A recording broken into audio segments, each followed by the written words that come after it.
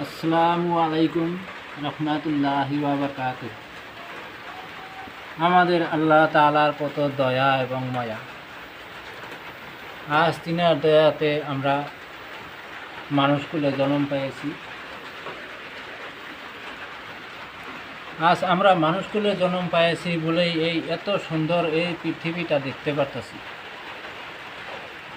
আমাদের আল্লাহ তাআলা যদি ইচ্ছা করতেন আমাদেরকে মানুষ হিসাবে সৃষ্টি না করে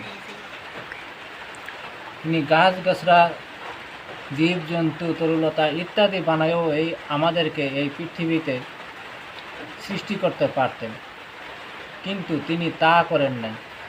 তিনি আমাদেরকে ভালোবাসে বলেই তিনি আমাদেরকে মানুষ হিসাবে সৃষ্টি করেছেন, তাও আবার আখিরি নবীর উম্মত বানাইয়া পাঠাইছেন।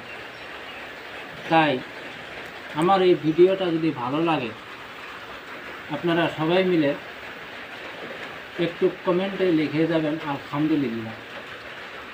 আমরা সবাই একটু আল্লাহ তাআলার উপর শুকরিয়া আদায় করি। সবাই লিখে যাবেন আলহামদুলিল্লাহ।